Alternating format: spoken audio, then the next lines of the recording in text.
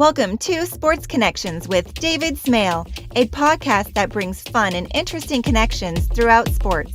As an author and sports journalist, David has been interviewing fascinating people in sports for more than 40 years. Now here's your host, David Smale. The next time you're wondering whether something is legal, you ought to call Gene Steratore, the CBS rules expert for college and pro football and college basketball. Steratore seems to know every rule. He was one of two men to referee in the NCAA tournament and in the NFL simultaneously. He officiated Division I basketball beginning in 1997 after 10 years at the Division II level. He retired following the 2018 NCAA tournament, began officiating in the NFL in 2003, and retired after the Super Bowl in January 2018 as referee.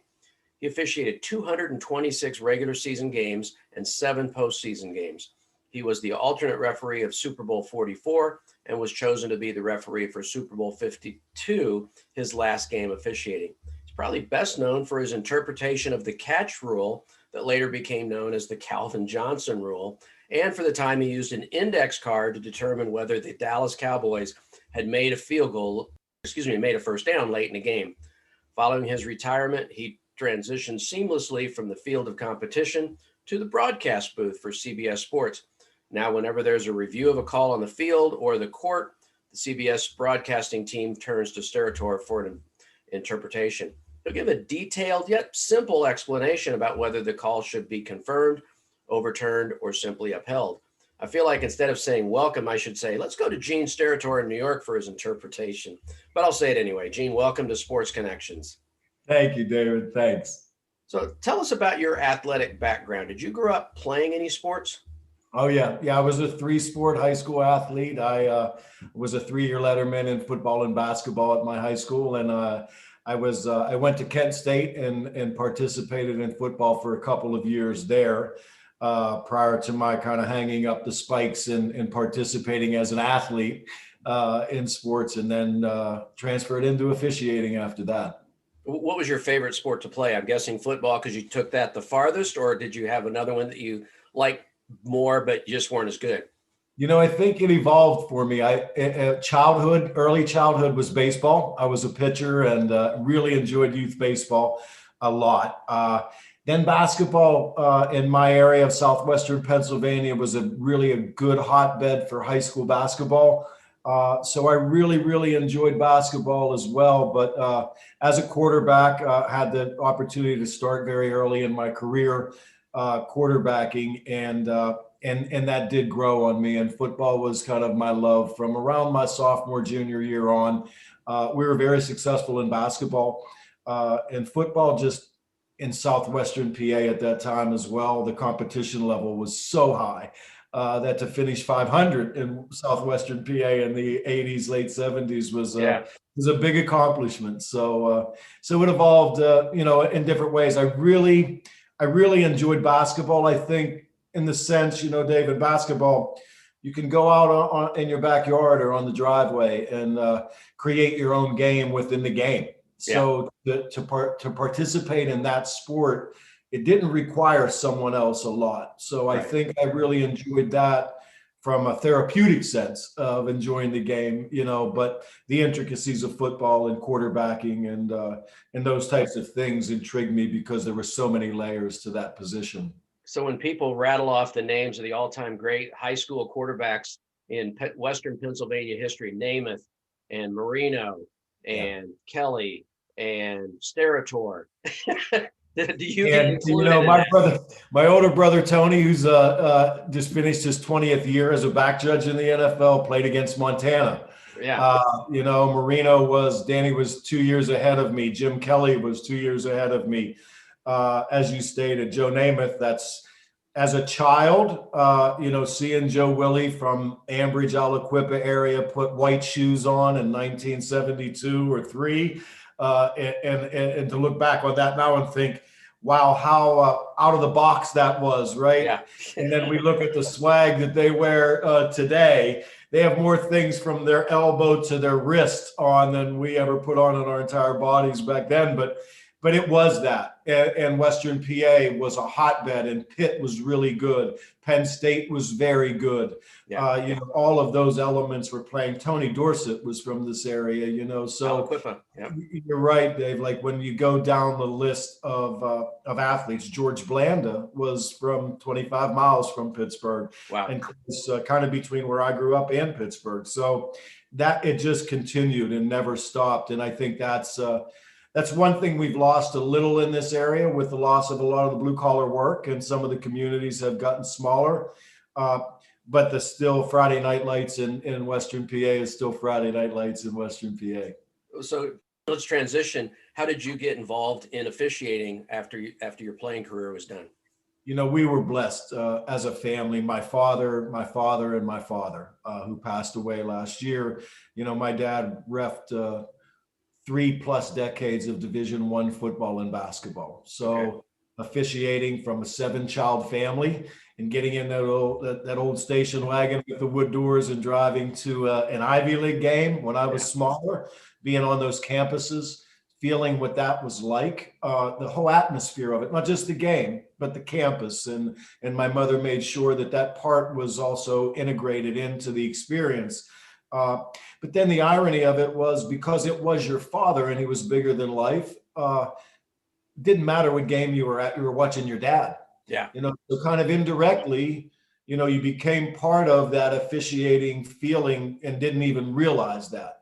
And then to experience Bear Bryant and Joe Paterno, Alabama, Penn State games as a child. My dad worked more in Army Navy games than I think anyone worked in their career. I shook President Ford's hand in 1974 as he crossed the field at JFK Stadium from one side to the other as a 12-year-old, boy. So it was in our blood, and it really was a tribute on the field and court to my dad. My father was part of the first group of basketball officials that worked in the Big East right when it was formed in the early 80s. Yeah. And so, that was just a fabric of our lives. I started blowing the basketball whistle at 12 years old at the YMCA for a Yoo-Hoo chocolate pop. I'd work, 5 5th grade games, over a 6-hour period and get to drink all the, Yoo-Hoo chocolate pop we could drink. And I thought that was the greatest paycheck I ever got in officiating at the time. So it's been in our blood from beginning to end here, I hope. Now, I think crowds tend to notice officials only when they disagree with the call. When the crowd erupts against a call you make, how do you feel? How do you react? I feel like I'm at home. I feel like the game has officially begun, right? Yeah.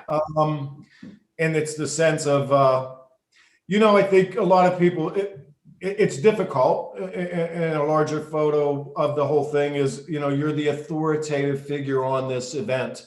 Yeah. You are the person that is supposed to be removed from any emotion of the event, but yet you're human. Right. And you also must interact with participants and players and coaches, at least at directly reacting to something for them, which is at the peak of their emotion for the week or the moment, right? Mm-hmm. And you are that person that's supposed to really manage that in some degree while you maintain a lack of that emotion. And I've always felt like the crowd to me was just that part, that I was there, and regardless of what I did, half of them probably were going to dislike it one way or the other. Yeah. And you fed off of that in the sense that you knew, regardless of the atmosphere or environment, however hostile it may be, you are there for something that's not going to be easy tonight. But to push through that was more of a mental and personal challenge than it was for the game. And that's how officiating evolved to me as I grew to it. Became a more personal scenario, So it's, I don't want to say it doesn't bother you being the villain for both sides, but it's not, you don't take it personally. Is that accurate? You can't take it personally, right? Just the sense of thinking outside of that box, again, as you just stated, you're the villain. Yeah. Right. So you're the bad guy for doing what? For adjudicating something you feel has been objectively fair. And that automatically makes you the villain to a lot of people from whatever lens they come. Right. Look, there are two ways to take that, right, in life and even in officiating, which was my parallel, which kept me involved in it to the depths that I have continued to. And that was, in order to understand that you were going to be the villain and not become confrontational with that or let it affect you, you had to be empathetic to why you were the villain. And that was empathy directed for the person that was telling you you were the villain. Yeah. Well, why am I the villain? Yeah. Because I'm biased, and that's my son that you just called a foul on, and it doesn't look like a foul. Yeah. Oh, good. Well, then at least I understand who you are and why you're coming at me from that direction. So that part, no, it didn't bother me. As a matter of fact, it's probably why my psychologist makes so much money. I gravitated to that feeling. That was my stamp for the night, right? To know you're on the right course here, because you're continuing to do things consistently, which at times during this game or contest, both sides think you're the villain. You're on the right path. Yeah. If only one side thinks you're the villain, then you're probably not doing as good a job as if both sides dislike you. Yeah, more than likely. Yeah. Now listen, if you're in the middle of Assembly Hall or East Lansing and the crowd is 98% one way, you're going to be the villain tonight, right? And that's okay. There's nothing wrong with that whatsoever. You know, I used to work for a small Christian college, and I tried to referee a basketball tournament that our college was hosting for area Christian high schools. So I figured the kids from those schools would be very forgiving if I missed a call. I was horrible. I figured out very quickly that it's a lot harder to make those calls when you're on the court rather than in the stands. Yeah. I think it's a definite skill to be able to make judgment calls as the play happens. And then if you know you made a bad call, to not try and do a makeup call. What's the hardest part of officiating, whether it's basketball or football? The hardest part for me in officiating was when I knew I made an error, even though that error was a human reaction. It wasn't intentional. Right. That error affected the outcome. And then living with that personally. While as you climb the ladder, it wasn't something that just went away an hour after the game. You make a mistake in the NFL that cost somebody a football game. You wake up Thursday morning, 4 days after, and it's still the headline in this day and age. Mm-hmm. So it was that was of anything that was the challenge of the entire process, was that, you reacted in good faith, mm-hmm. and you misjudged something, and that misjudgment really tipped the balance at that moment that could have really affected the outcome of the game. That's a very difficult thing to live with personally, because that is what you do as an official. Right. You don't have a team, right? Coaches have teams. That's their pride. They're the alpha of the team. Everyone listens to them. Officials don't have a team, but officials, what they are held to account to, which is great about it make everyone else that's involved is also an account. That's the shared part. And officials or we are responsible to the game, right? Mm-hmm. So if you do something that actually affects the outcome of the game, and unfortunately it was done incorrectly, then that's who you're held to account to. And again, that comes retrospectively back. You don't have someone from your team to lift you. Yeah. That you must take that with you the next night. That's what made basketball refreshing and challenging. You might have that play on a Monday night at 10:30 at night in an arena somewhere in New York. The next night, you're back out on that court, mm-hmm. and the lights are on again. And now, how quickly can you get rid of last night and get right back in and realize that tonight it's like a quarterback throwing back-to-back interceptions, right? Yeah. In the first quarter, I got to throw again here quickly to get this back. All of those bridges and parallels apply to officiating. There's an athleticism in that. And again, most of it becomes more personal, because refs don't go in the locker room and get a W, right? Right. How many times do you hear coaches in a post game say, listen, we've lost 3 in a row. What this locker room needs is a win. Once we get a win, the energy changes. Yeah. Well, when you officiate, your win is that no one says anything. Yeah. That other than you missed a couple there, right? Yeah. That's about as good as you're going to get. So you don't rely on those things in some way, shape, or form but you still have to go back to evaluating yourself, the game.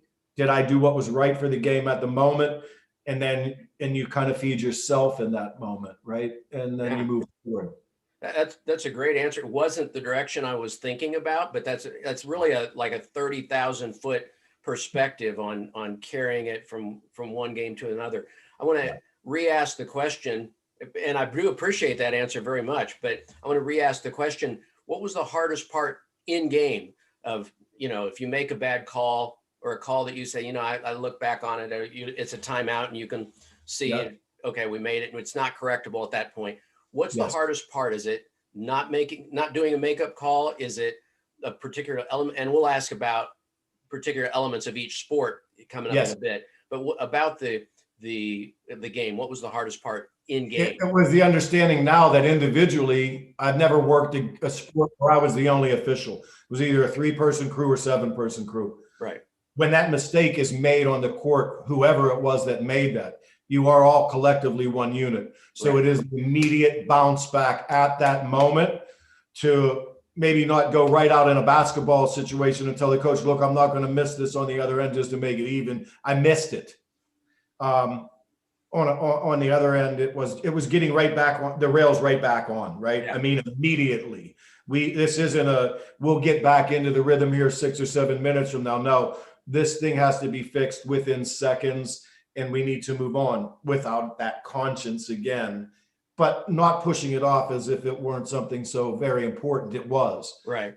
It's that process, right? I mean, it's the imperfection that you have to accept and the ability to move forward immediately in that. So I think that's what it would come down to regardless of the sport, right? I mean, and that's such in life.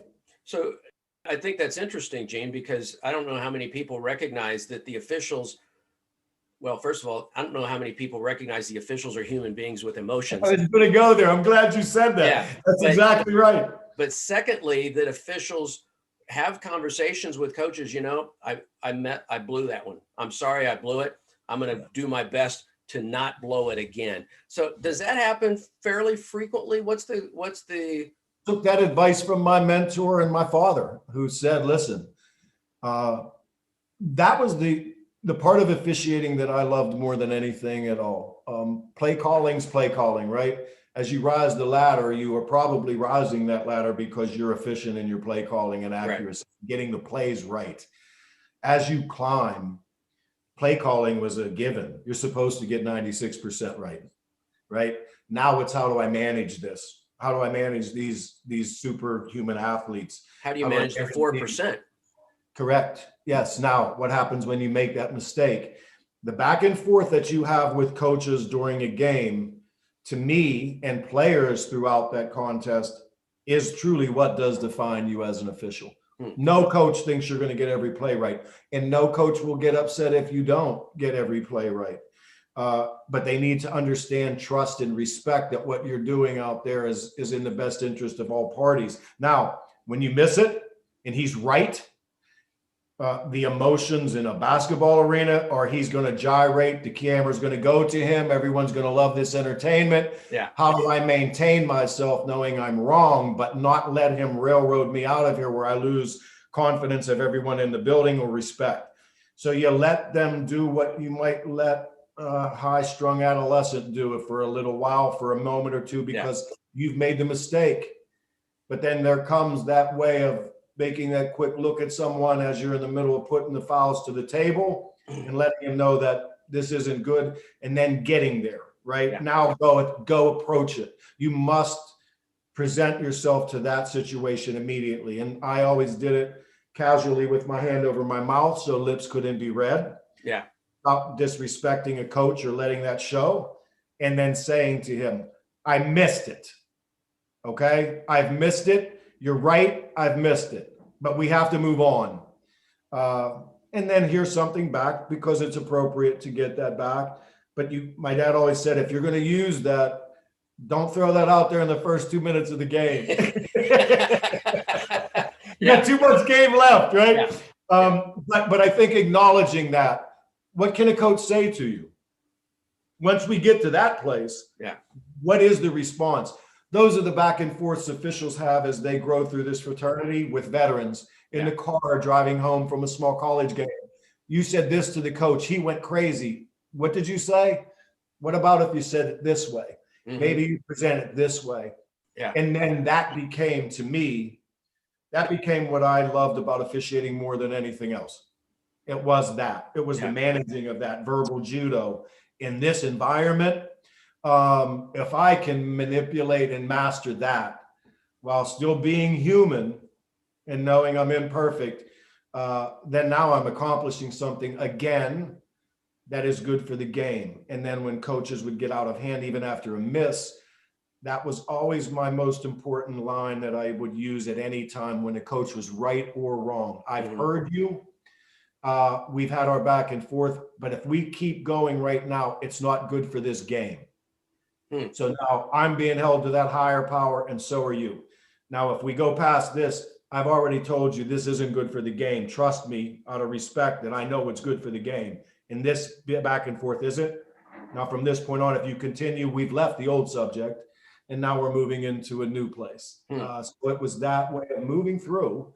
And usually, as you said, Dave, those conversations of emotion always followed a error in judgment, right? Mistake many times. Yeah. So being not really good all the time, I had a lot of those conversations.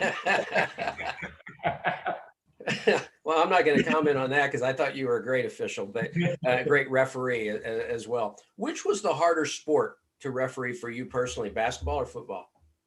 Harder is a tough word to use. Challenging in different ways, in different scenarios.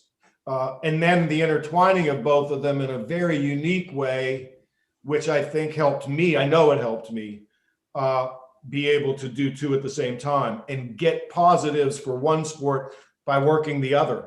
Basketball, quick reaction, action, reaction sport. Football is they held on the play, throw your flag, keep working. You don't have to make this bang, bang, block charge call in football too often. There's a moment there to digest the play. In football, the play keeps going. In basketball, you blow your whistle, the world stops. Every head in the building is looking at you right now. Okay, how can I cross over these two dynamics, which are both very challenging, and use them to my benefit? And it was, believe it or not, being able to slow down on blowing my whistle in basketball by, and as you said, I don't care if you were on the court once or 100 times. Once you did it, you realize, oh my goodness, the ball went out of bounds. My brain didn't tell me to blow the whistle. Oh, I forgot to put my hand up. And oh, by the way, whose ball is it? Yeah. Right. I mean, that's what happens when you first go out there. I don't care who you are. But the ability to have a delayed whistle in basketball to digest extra, it probably was a fraction of a second, right? And not have that reaction was light years of time. Angles in football because of your width of the field, 2 steps one way or the other created a completely different picture. Being too close to a play didn't give me a good opportunity to rule on a roughing the passer. And that might mean being 4 yards or 12 feet from a play as opposed to 16, 18 feet. In basketball, that all squeezes, but it all works relative to each other. 1 or 2 feet in basketball is equal to 10 feet of distance in football. So manipulate the angles, manage this, see the play. Great officials never anticipate a call, but great officials by their study and by their work effort anticipate the play based on the setup that's happening before the actual play occurs. And all of that does happen within seconds. And in order to officiate anything and really at a high level, which I was fortunate in both sports to do, you had to be a half a second ahead of the play. Yeah. If you knew where to be looking before the play happened. Block charge plays are hard if you're watching the ball because the dribbler driving fast is going to bring you to a collision that by the time it happens and you get your eyes on the collision, it's already taking place. You've lost. Yeah. But to know this block charge is coming, and again, we're talking within fractions of a second. If I'm refereeing the defense before that occurs within that blink or two of an eye, I know if he's stationary. I know if he's facing his defender. I know if he's obliquely retreating. I know everything. And the offense and the play is coming to not just him, it's coming to me. right? So it was that ability Mm-hmm. to play ahead. And that took study, knowing tendencies of teams, repetition, right? And then mistakes, and then valuing that. The analogy that I'm thinking of, Gene, is when banks train their employees to recognize counterfeit money, they don't show them counterfeit money.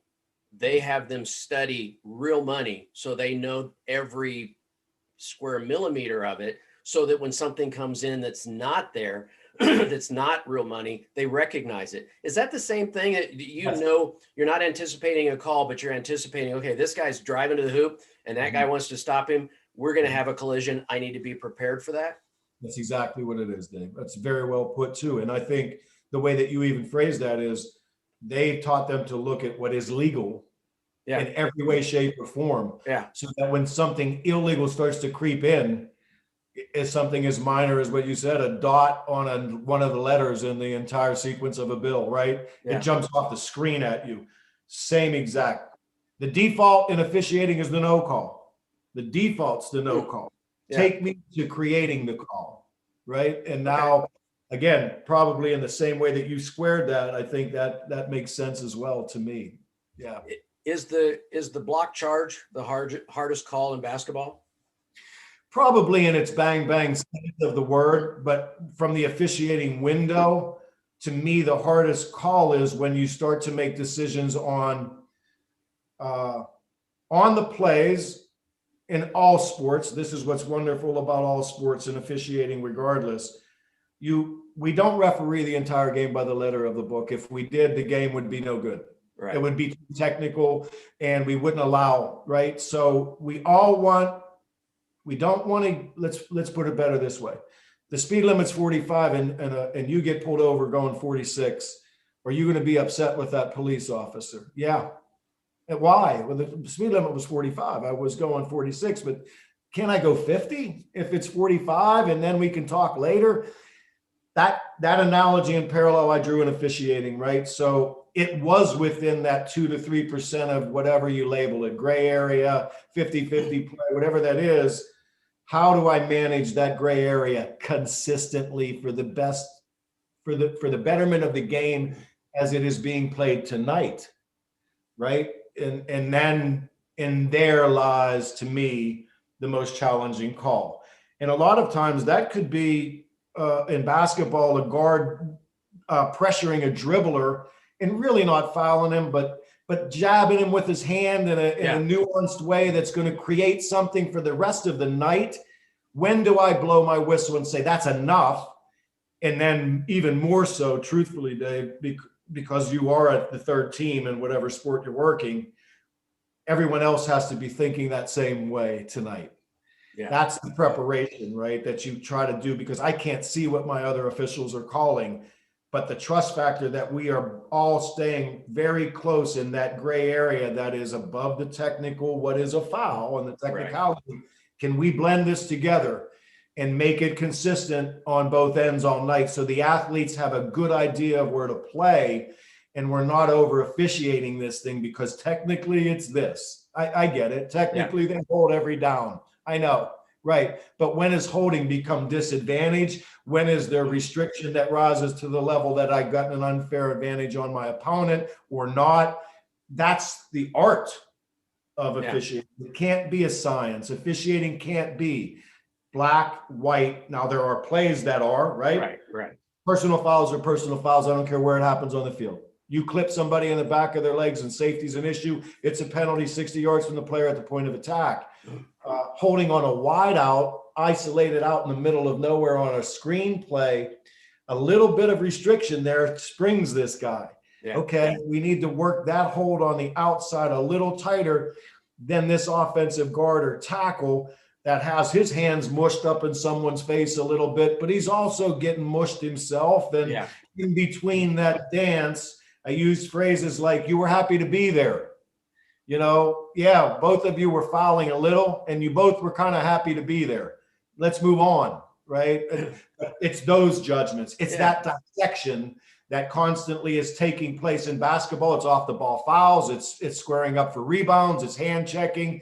It's when is the post play too physical those to me, that was the game tonight. And when you put air in the finally put air in the whistle or threw a flag on the field in those moments, that's when everyone involved needs to know this is why it happened, and everyone involved needs to know. And if it doesn't get to that level, it's not happening, right? But if we get there again tonight, we're having it. Yeah. And that's the challenge of the game. It's the beauty of it. Yeah. Maybe what's not a foul in the first minute of the second half might be a foul in the final minutes because it's affecting the game more, or maybe it's the thing where you're calling a lot of fouls because they're really roughing each other up. You hear the announcers, you got to gain control of the game. Yes, that's exactly right. I'm kind of glad I was born when I was. We were allowed to talk a little more off the ball, right? I'd take my whistle out of my mouth when the two big guys were banging the heck out of each other under the basket. Yeah. Because you don't want to put an off the ball foul on a big player in the first 2 minutes of a game. Right. Because we know the next time someone drives to the hoop and he hits him on an arm, I've got to call that one. And now there's 2 fouls on the big player on the court, and we've got 18 minutes left in the first half. And this coach, everything he prepped for the last 2 days, throw it out the window because I can't play my big. But then there was a part, and I was always the one, I was more lenient, I think, to that philosophy. Yeah. But it might have created more challenges for me during the course of games, because now you have to keep this in a certain box and allow that to occur and hope that someone on the other side of the court doesn't think, no, that's a foul. Yeah. So there was that. But yeah, you were right. And look, if like anything else in life, if I tell you guys on a dead ball, we're in the free throw lane in basketball, and I think you were really physical the last possession on the other end, we're human and we're managing. During that dead ball free throw sequence, while I hold the ball into the hoop, I'm looking at them and going, oh, let's lower the temperature here. Get away from that. If we do it again, I'm blowing the whistle, right? Yeah. We can't have it all night. Kind of like, yelling to come to dinner, and I'd yell twice. And the third time I'm coming up the stairs. So you kind of were in that moment, right? Yeah. And that's how I always looked at it. Who were the coaches that were hardest to deal with, whether it's NFL or college basketball? I know you probably had great relationships with some, and others that they'd see you in the mall and they'd walk on the other side of the hall. So who were some of the coaches that were toughest? All of them.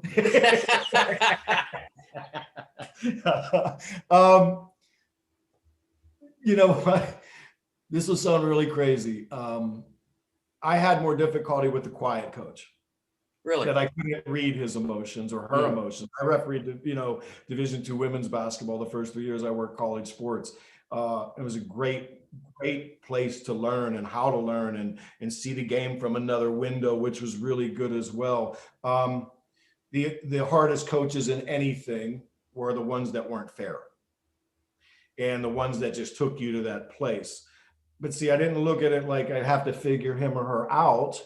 I looked at it like I just have to understand that through their emotion in this environment during this situation, they're going to become completely irrational. And if they become unfair, then they take me to a place where the communication levels can't take place. Right. That was the hardest coach for me. And that didn't happen as an individual, I have to tell you, very, very infrequently. And if it did, it always seemed to me to be a one-off. It was just a bad night. We had a bad exchange. I took responsibility for doing something in that, because we all have to take some, right?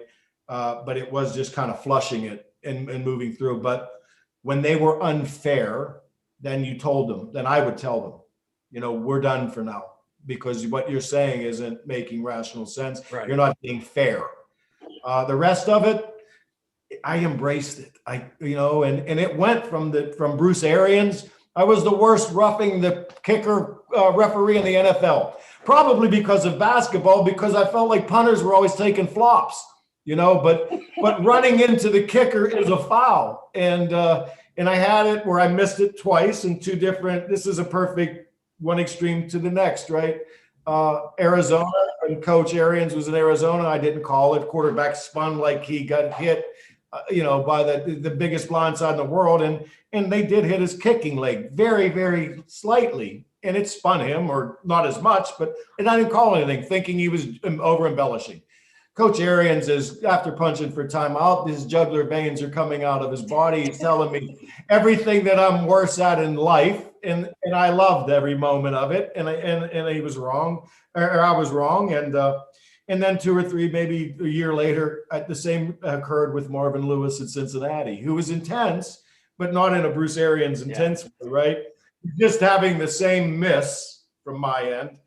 The difference in the way that those went to me, it probably affected me more that Coach Lewis just kind of looked and said, Gene, but running into the kicker still is a foul in the NFL, and moving on, that would get under my crawl more than you screaming at me that you guys are just ruining the whole day, right? Yeah. One of my all-time favorite commercials, it was a Super Bowl commercial 3 or 4 years ago, I think, for Bud Light. All the great commercials are beer commercials. Yeah. And the official is standing on the side. He's the side judge, and he's standing there, and the coach is just in his face, just screaming at him, and he's just deadpan. And the announcer says, I wonder how he developed this skill. And he's home, and his wife says, it's just screaming at him, how come you don't take it out the trash? How come you never tell me you love me? I just think that's so funny. And there's not even a question with that. I'm sure you've seen the commercial. And it harkens me all the way back to my childhood when you just said that, Dave, because believe it or not, growing up in the Pittsburgh area, my favorite team in the late 60s, early 70s was the Kansas City Chiefs. I adored the Chiefs. I knew every player from Ed Podolak to Buck Buchanan, Johnny Robinson, every single player. I knew every one. And when I saw Hank Stram on the sideline with that rolled up program yelling at Javi about this play, and Javi listened to this whole thing, and his response was, what foul? You mean the penalty for you being on the field right now while you're screaming at me? And Stram kind of looks down and goes, what? And realizes, and he's gone. And I thought, that's how you do this, right? Yeah. That intrigued me. That really stoked me. And I think that was one of the first times probably, or I just got to the age where they had a microphone on the sideline. Yeah. Where we heard that actual banter. It came into our home, right? And to me, that was like, oh my gosh, that's behind the curtain. That's really what's happening. And forever I was bit, I know, because of that little snippet as well. That's great. I know in the introduction, I said one of the calls you're most known for was the Calvin Johnson call. And you ruled correctly that he didn't maintain control all the way through the catch. How important I know evaluation, NFL evaluates officials, college basketball evaluates officials. How important was it for the NFL to back you up on that? It was, you know what it was, David, it was important. It was important because what we were ruling on in real time. And if you go back to Calvin Johnson's catch, unlike Des Bryant's catch, the NFL was not interacting with the referee in the replay booth at that time. Right. So now you had a replay official, and I was fortunate to have an unbelievable replay official, Paul Widener, who still is finishing up his career as a replay official, was on the field for 25 years as my replay official. So the anxiety of making a ruling like that, which truly took a subjective and continues to be a subjective play, and stick it into replay, which is a black and white kind of analogy. That's how this thing kind of started. When we went over that bridge in replay and decided subjectivity was going to become part of the evaluation of plays, replay and officiating took on a life of its own. So the anxiety of Calvin Johnson's was, you made this decision on, technically this play didn't end until all the way at that part, right at the end, is him trying to lift the ball back off of the ground and just misses it. If that's where this rule goes, and all rules have to go to an end somewhere, and right. Calvin Johnson's play, to me, of all of the catch-no catches I had through my career, was the hardest for that reason. He took the play all the way to its very end. Mm-hmm. And now, through the reaction of an official on the field, look, in my backyard, that feels like a catch. I'm sorry, it just feels like a catch. Yeah. That's why we still talk about it 10 years later. But by the rule, if we have to implement this rule, at some point we have to say, now it's not a catch, and this is why. And that's what Calvin Johnson's catch meant to me. Them backing that more than the comfort of having that support because you were out there for that day or so, right? It was now, at least now I do know one thing. Anything short of that is going to be a catch, right? Or anything past that, I should say, is going to be the catch. So at least it gave not just myself, I think it gave the country, at least, agree or disagree. Right. We're going to start now discussing this last piece of this play, okay? And tell me when it ends. And for me, honestly, David, it never ended. It took a couple years off and a new one would come. And the irony is that Calvin Johnson's was ruled incomplete. Des Bryant's was ruled incomplete.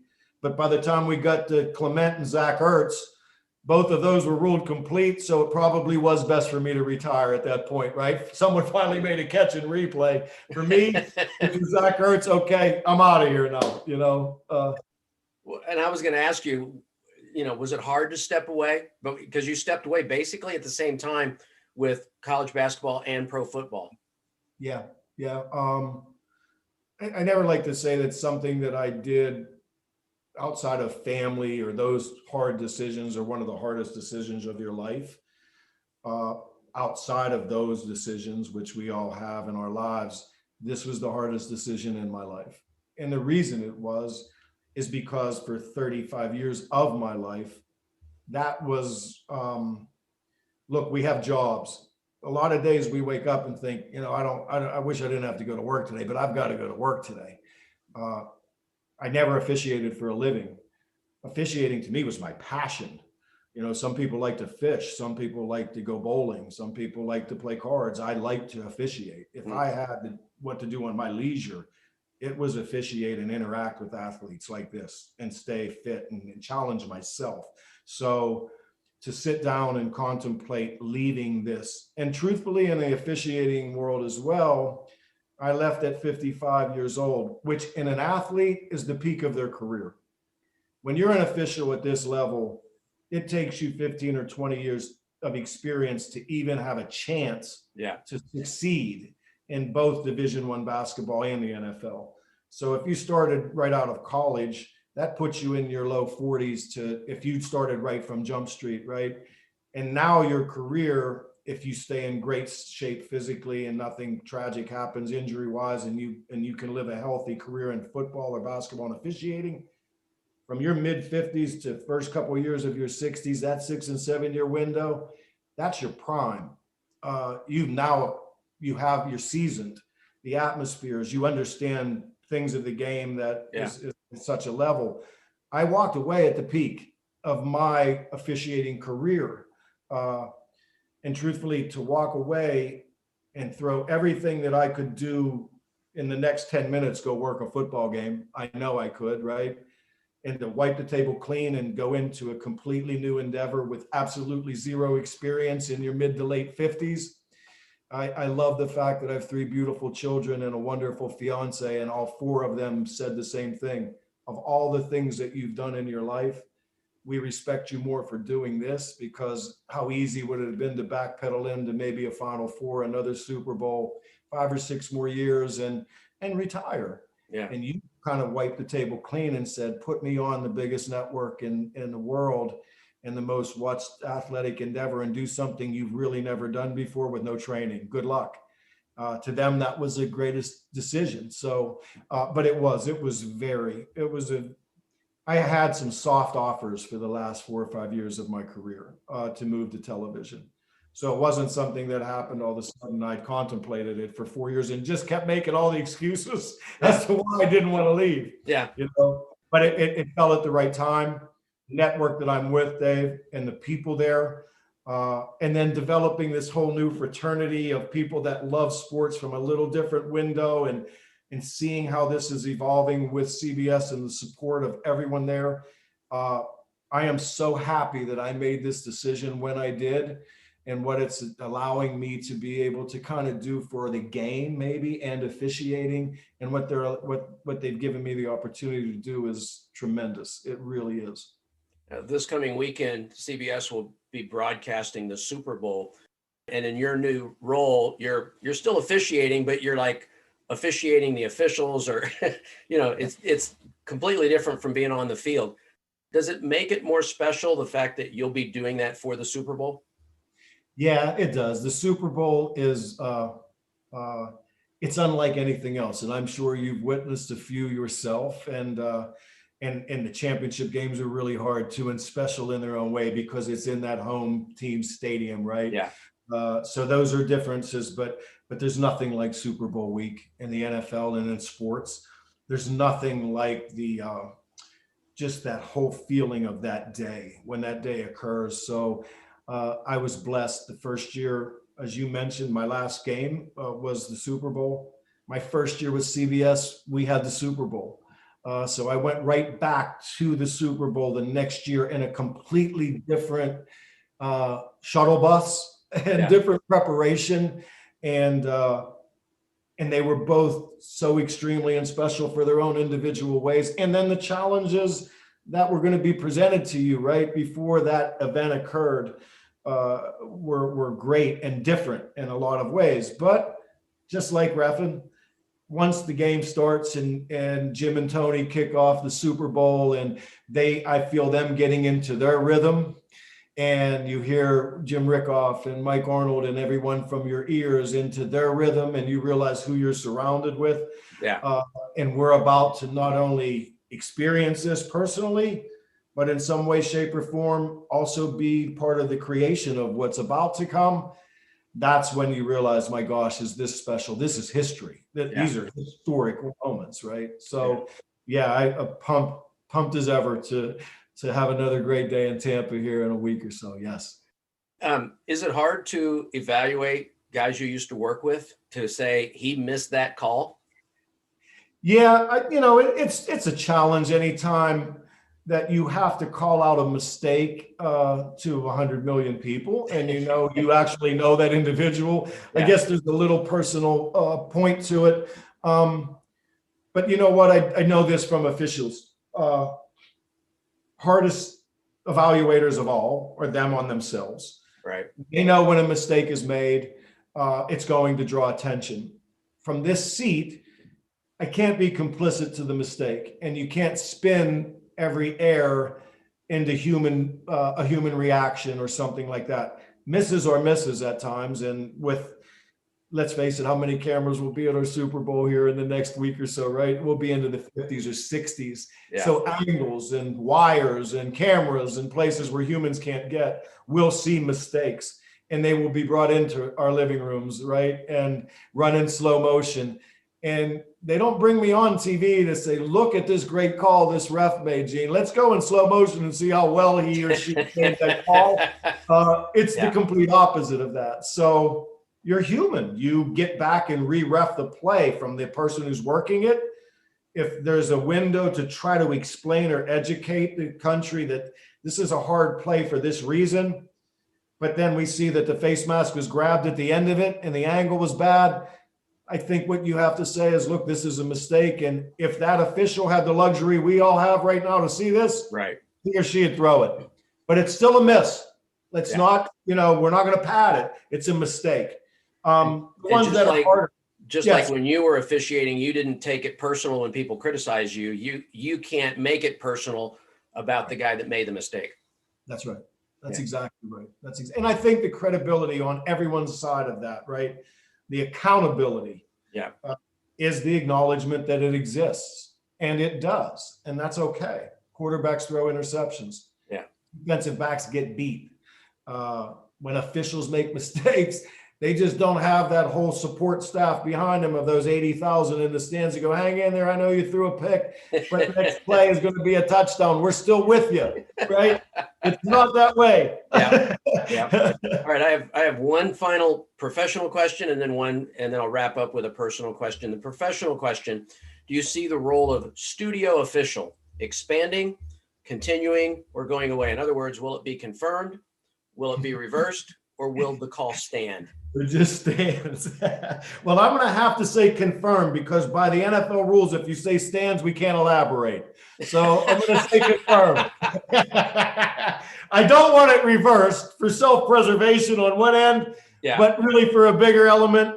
And the reason why I left the field in court, Dave, in all honesty, the reason I left this field in court, outside of the additional time I was going to get to share with my family here, the reason I left is there's an opportunity in this position. Mike Pereira, being the forerunner of this, I think did a great job of starting this position and showed its relevancy. The irony is Mike Pereira's first call in his career was the Calvin Johnson catch. Oh, really?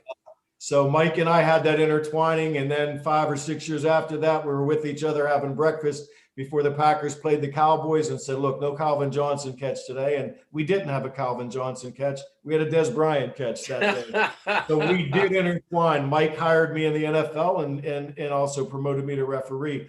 But I think the necessity of this position, because of the complexity of the games, both football and basketball now, especially with replay and flagrants and all that, I think the complexity puts the networks in a much better position to have some authoritative ability to dissect very complex situations in a rapid fashion.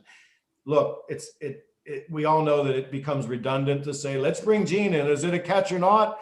No, it's not a catch. Joe, his foot's on the white. Okay, we get that. Where does this position evolve to is kind of what my excitement could be. And it's not to make me the third person in every press box.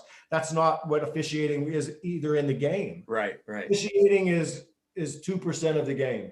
But when that 2% comes up in the game, it's the most important 2% of the game for that moment, because it is. And I think for this position, the same applies. I also love the fact that the network has been really open to me voicing a little more in the education and advanced knowledge of an official based on their mechanics, where they are. Why does this look so hard? How could they miss this? Yeah. And then when you can break this down or get the opportunity to break that down in 10 or 12 seconds between a snap, guess what we're doing now? We are taking everyone that's viewing this, that loves this as much as we do, and we're giving them sometimes 200 and 300 level knowledge, but more than not, it's the casual viewer. It's the person that just looks like 22 people running around in mayhem. And who are the guys and the girls in striped shirts messing this whole thing up? I think when we start to appreciate everyone that's involved in that show, and officials included, for what they do well, I think there's value to the game in that regard, right? Because now as an audience and a lover of the sport, we, as much as we're always going to hate him, and it's good to hate him. It's good. It's healthy. At the end of the day, sometimes we're going to appreciate it. We may never admit it in public, but I think as we continue to say, these are the greatest coaches in the world, they are. And we know they're the greatest players in the world. Whether you like them or not, these are the greatest officials in the world too. With the human element in there, most definitely. So my feeling is I would hope it continues. I think it would. I think there's value. If it adds to the broadcast, and enhances the viewing experience, then I think it's a valuable asset in addition, And what you were just saying, Gene, is what I was talking about in the introduction, that you give a detailed yet simple explanation. You explain it to the person who thinks, who are those people in the striped shirts? Why don't they wear the same colors as those other guys? You explain it so they understand it, but for the diehard fan who knows practically every rule, you explain it in a detailed way as well. And I appreciate that. Last question. I like to give people an opportunity to talk about family. So tell me about your kids and your fiance. Oh, you know what? I grew up with 6 brothers and sisters, officials, all the guys, officials, all the girls, the greatest sisters that you could have, a wonderful mom and dad. I have a beautiful fiance, Lisa, that we kind of have formally, after 13 years of being together, gotten engaged, and they're going to do something when COVID and the situation we're challenged with kind of subsides. I have my oldest is a wonderful art teacher in Florida who wrote a great book on the coronavirus using a fictitious dinosaur as an interactive book with children. But Natalie's in the Tampa area, and a wonderful young lady, and has a wonderful man with her, Patrick. And my oldest son, second child, just blessed me 4 months ago with our first grandchild. He's my namesake, Gene, and his wife, Rachel, have had Gene, the 5th Gene, so we call him 5G. Little Pooch is our 5G addition to the family. And Gene actually oversees my social media, Dave, which I also, CBS was wonderful in allowing talented individuals. My son is one of the most talented individuals with the social media and the knowledge of officiating, which is required to do what you do on Twitter. to be in my corner and understand that I know nothing of social media, Yeah. but I want to get the information out. So they gave me the ability to have my son Gene with me every weekend in New York. My youngest son Andrew, who's in Colorado now, who has been cursed looking. He looks like me too much almost, I think, but Andrew's working basketball in the Colorado area, small college basketball right now, loves that. He also works in the studio as one of the loggers that watch each individual game on the weekends. So, Dave, I got to the place where now I get to still enjoy my passion without the travel of 6 nights a week and the sleep deprivation and away from my family, to now having all of them much more time to enjoy at a rather young old age, I hope. Yeah. But I'm still here with them much more. And now the ability to have them in New York each weekend and doing this with them now, as opposed to them watching or the other portions. And then Natalie, who just comes up to shop every 2 weeks because that's what she's supposed to do. The girls don't work, just the boys work. And Lisa has, my fiance has 4 wonderful children. So collectively, we got to 7, which is how many I had in my family. And by great additions and the blending of 7 beautiful children, could not be more blessed, Dave, really more blessed. And to share all this with them is what it's all about at the end of the day. It is. All right.